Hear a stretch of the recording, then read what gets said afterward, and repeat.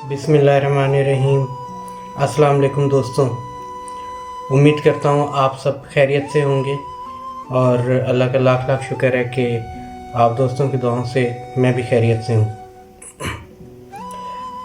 आज मैं शुरू करूँगा हज़रत ख्वाजा मोइनुद्दीन चिश्ती अजमेरी के इस मरसिए से। शाह अस्त हुसैन, बादशाह अस्त हुसैन, दी अस्त हुसैन, दी पनाह अस्त हुसैन, सरदाद नादाद, दस्त दर दस्त यजीद, हक्का के बिना ला इलाह अस्त हुसैन। दोस्तों, इसका मतलब है कि शाह भी हज़रत इमाम हुसैन हैं, बादशाह भी हज़रत इमाम हुसैन हैं, दीन भी हज़रत इमाम हुसैन हैं और दीन को बचाने वाले भी हज़रत इमाम हुसैन हैं। सर दे दिया यानी कि सर कटवा दिया, शहीद हो गए, मगर बैत नहीं की यजीद के हाथ पे। सच तो ये है कि ला इलाहा इल्लल्लाह की बुनियाद भी हज़रत इमाम हुसैन है। आज 8 मुहर्रम हो गई। मैंने जैसे कि कल आप दोस्तों को बताया था कि खैमों में यजीदियों ने हज़रत इमाम हुसैन के काफ़िले के ऊपर पानी बंद कर दिया है। फ़रात के किनारे जो है 5,500 का लश्कर यजीदियों का वो पहरा दे रहा है ताकि खैमों तक पानी ना जा सके। और करबला की गर्मी, पूरा एक दिन दोस्तों गुज़र चुका। छोटे छोटे मासूम बच्चे प्यास से नढाल, अल अतश की सदाएं बुलंद की जा रही हैं। आज के दिन 8 मुहर्रम को ख़याम हुसैनी में से पानी मुकम्मल तौर पर ख़त्म हो चुका है, मुकम्मल तौर पर ख़त्म। उसके बाद बच्चों की प्यास की शिद्दत देखकर हज़रत इमाम हुसैन ने हज़रत अब्बास को ये फरमाया, हज़रत अब्बास से कि अब्बास कुआं खोदो। लेकिन कुआं तो खोदा गया, लेकिन पानी उसमें से बरामद नहीं हो सका। आज दोस्तों मैं जो बात करने जा रहा हूँ, हमने शुरू से लेकर अब तक हज़रत इमाम हुसैन की तो बहुत बात की, लेकिन दोस्तों हज़रत इमाम हुसैन की मदद के लिए हज़रत इमाम हसन तो मौजूद ना थे, क्योंकि उनको तो पहले ही शहीद कर दिया गया था। लेकिन कोई तो था जो हज़रत इमाम हसन अलैहिस्सलाम की रिप्रेजेंटेशन कर रहा था इस करबला के मैदान में, और वो थे जनाब हज़रत कासिम। जी दोस्तों, हज़रत इमाम हसन के बेटे हज़रत कासिम, इनकी उम्र कोई थी 12 साल की। और 12 साल का जो बच्चा होता है, आप लोगों को पता ही है दोस्तों कि कितना बड़ा होता है। मतलब अभी तो उसको इतनी ज़्यादा ठीक तरीके से समझ भी नहीं आई हुई होती। तो दोस्तों आज वो अपने चचा हज़रत इमाम हुसैन इब्न अली के पास गए और उनको जाके कहा कि चचा, क्या मेरी मतलब मुझे बुलाया जाएगा? मेरे हिस्से में, मेरे उसमें आपके ऊपर कुर्बान होना लिखा है मेरे नसीब में, मेरी किस्मत में। तो हज़रत इमाम हुसैन ने कोई जवाब नहीं दिया अपने भतीजे को और कहा कि बेटा आप अपनी अम्मी के पास वापस जाइए, भेज दिया उनको। हज़रत कासिम से रहा ना गया, बच्चे थे, तजस्सुस होता है बच्चों में। थोड़ी देर के बाद फिर वापस आए, वालदा के पास गए। वालदा से कहा कि मैं चचा से मैंने जाके पूछा, मुझे चचा ने कोई जवाब नहीं दिया, उन्होंने मुझे वापस भेज दिया। दोबारा हज़रत इमाम हसन की जो ज़ौजा थी, उन्होंने अपने बेटे को वापस भेजा हज़रत इमाम हुसैन की खिदमत में। کہ جاؤ پوچھ کے رہو۔ وہ دوبارہ آئے، دوبارہ وہی سوال کیا کہ چچا کیا میرے نصیب میں آپ پر قربان ہونا لکھا ہے؟ کیا میرے نصیب میں آپ کی نصرت کرنا لکھا ہے؟ حضرت امام حسین ابن علی نے دوبارہ اپنے بھتیجے کو بہلا کے واپس بھیج دیا کہ بیٹا جو۔ اب جب وہ واپس گئے ہیں تو بڑے ایک دل میں نا بڑا ایک ملال سا لے کر جا رہے تھے۔ یہ اس چیز کا ملال تھا کہ پتہ نہیں چچا جو ہیں وہ میری قربانی ایکسیپٹ ہی نہیں کرنا چاہ رہے ہیں، وہ شاید یہ چاہ ہی نہیں رہے ہیں کہ میں ان کے اوپر اپنی جان نثار کر دوں۔ حالانکہ حضرت امام حسین کے جو دل میں اپنے بھتیجے کے لیے جو محبت تھی، جو پیار تھا، اس کی وجہ سے وہ اپنے بھتیجے کو واپس کر رہے تھے بار بار۔ اب وہ حضرت قاسم جو ہیں اپنے خیمے کی طرف جا رہے ہیں تو جاتے جاتے اچانک ان کے ذہن میں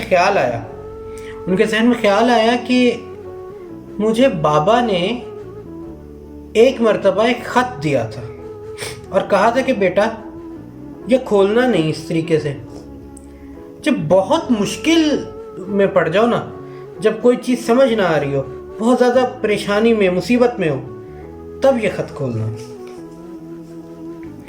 بڑے اچانک ان کو جب یہ خیال آیا تو بڑی خوشی خوشی اپنی والدہ کے پاس گئے اور ان کو جا کے کہا کہ وہ جو بابا نے مجھے خط دیا تھا تو وہ مجھے آپ دے دیں۔ تو ان کی والدہ نے کہا کہ بیٹا وہ تو آپ کے بابا نے یہ کہا تھا کہ جب بہت زیادہ مصیبت میں آؤ تو یہ خط کھولنا۔ تو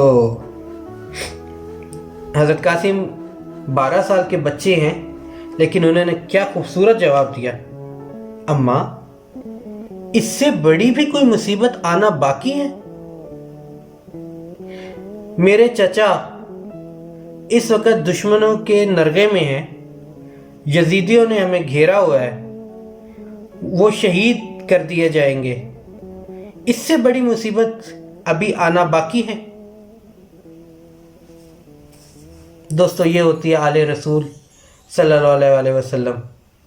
دوستو یہ ہیں حضرت علی کے پوتے، چھوٹے ہیں لیکن اہل بیت ہوتے ہیں دوستو، آل رسول ہوتی ہے۔ غرض حضرت قاسم جو تھے انہوں نے وہ خط دیکھا، پڑھا، تو اس میں حضرت امام حسن علیہ السلام نے اپنے بھائی کے نام وہ خط لکھا ہوا تھا، یعنی کہ حضرت امام حسین کے، اور ان کو اس میں یہ کہا تھا کہ بھائی میں تو اس وقت موجود نہیں ہوں گا، لیکن میرا یہ بیٹا جو ہے یہ آپ کی خدمت میں ہے اور یہ آپ کے لیے قربان ہونا چاہے گا، اور اس کو میں آپ کے سپرد کرتا ہوں اور یہ میری طرف سے آپ کے اوپر قربانی ہوگی۔ حضرت قاسم کی آنکھوں میں چمک آ گئی، وہ خط لے کے دوڑے اور دوڑتے ہوئے حضرت امام حسین کی خدمت میں گئے اور جا کے کہا خوشی خوشی، چچا یہ دیکھیے۔ وہ بچوں کو خوشی ہوتی ہے کہ جی وہ جیسے کہ اب تو میں سفارش اتنی بڑی لے کر آ گیا ہوں تو اب تو مجھے ضرور اجازت مل جائے گی۔ تو جب وہ لے کر گئے تو حضرت امام حسین نے وہ خط پڑھا، پڑھنے کے بعد ان کی آنکھوں میں آنسو آ گئے۔ حضرت قاسم نے حضرت امام حسین سے بڑے شوق سے، بڑے اس انداز سے انہوں نے پوچھا کہ چچا جان اب تو اجازت ہے نا مجھے آپ کے اس پہ مطلب شہید ہوں میں بھی، اور میں آپ کے اوپر میں قربان ہو جاؤں اور میں بھی جنگ میں حصہ لوں؟ تو ابھی بھی حضرت امام حسین ابن علی نے یہ نہیں کہا کہ ہاں بیٹا تمہارا نام بھی شہداء میں ہوگا۔ انہوں نے جو 200 جواب دیا ہے نا، وہ جواب بہت مجھے کہنا بھی، میں مطلب کہنا چاہ رہا ہوں لیکن مجھ سے وہ بات، اگر سوچے نا ایک بندہ کہ ایک باپ ہو کر کوئی جو بات کرنے جا رہا ہے، حضرت امام حسین نے یہ فرمایا کہ بیٹا شہداء میں تو آپ کے چھوٹے بھائی جناب حضرت علی اصغر کا بھی نام ہے۔ دوستوں یہ سننا تھا نا، حضرت قاسم ایک دفعہ تڑپ گئے اور انہوں نے کہا وہ تو 6 ماہ کے ہیں، تو کیا دشمن خیموں میں پہنچ جائے گا؟ حضرت امام حسین نے فرمایا کہ نہیں بیٹا، وہ بھی میدان جنگ میں جائیں گے۔ دوستوں بس تھوڑے ہی دن باقی ہیں، بس آج 8 محرم ہے، آج کے لیے اتنا ہی۔ آگے 9 محرم شب عاشور آئے گی، آخری رات ہوگی امام حسین اور ان کے اصحاب کی، ان کے اہل خانہ کی، اور 10 محرم وہ قیامت کا دن طلوع ہوگا اس کے بعد، جس دن آل رسول صلی اللہ علیہ وآلہ وسلم پر یزیدیوں نے ظلم کے پہاڑ توڑ دیے۔ کل کیا ہوا اور آگے کیا ہونے جا رہا ہے بیان کرنا میرے لیے بہت زیادہ مشکل ہوگا، لیکن پھر بھی میں اپنا فرض سمجھتا ہوں کہ واقعہ کربلا کہ جتنا علم میرے پاس ہے وہ میں آپ دوستوں کے ساتھ شیئر کروں، اور انشاءاللہ تعالی زندگی نے ساتھ دیا، سانسوں نے وفا کی، تو کل آپ دوستوں کے سامنے پھر سے حاضر ہوں گا اور بتاؤں گا کہ 9 محرم کو کیا کچھ ہوا اور کیا کچھ ہونے جا رہا ہے۔ اجازت دیجیے، ہماری آج کی ویڈیو پسند آئی ہو تو لائک کر دیجیے گا، شیئر کر دیجیے گا، اور ہمارے چینل کو سبسکرائب کیجیے گا۔ اپنا بہت زیادہ خیال رکھیے، مجھے اجازت دیجیے، اللہ حافظ۔